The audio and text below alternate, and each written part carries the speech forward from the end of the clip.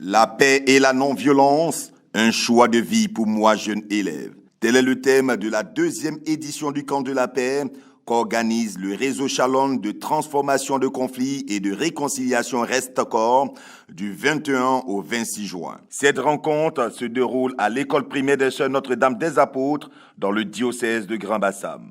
Plus d'une soixantaine d'apprenants issus des différents établissements de la place participent à ce camp. Il faut dire que durant l'année scolaire, nous créons dans les différentes écoles le club de paix où nous apprenons aux enfants à comprendre ce que c'est que la paix, à comprendre ce que c'est que le conflit et puis à prendre conscience des valeurs qui peuvent aider à avoir une société où vraiment il fait bon vivre.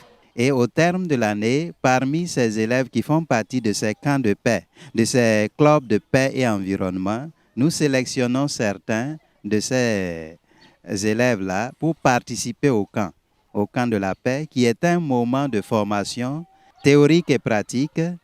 À la rentrée prochaine, ils auront plus d'outils pour pouvoir sensibiliser. Dans la matinée, les participants ont pris part à une session d'arbre de la paix.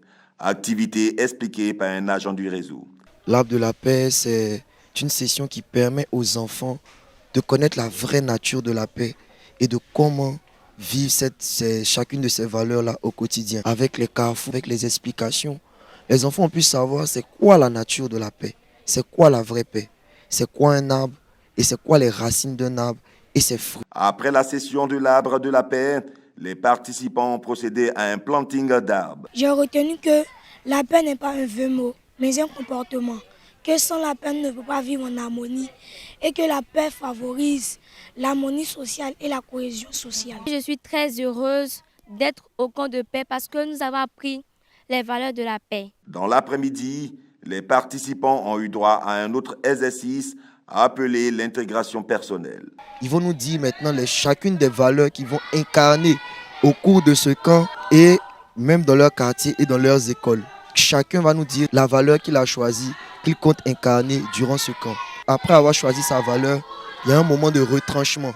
Chacun va réfléchir à sa valeur, réfléchir à ce qu'il peut faire dans ce camp et à l'extérieur pour pouvoir vivre cette valeur. En attendant la fin du camp de la paix 2023, le révérend père Michel Savadogo énumère les activités à venir du réseau. Après ce camp, nous avons plusieurs autres activités, mais je mentionne une activité phare qui est la prévention des violences pendant le processus électoral pour consolider la paix et la cohésion sociale.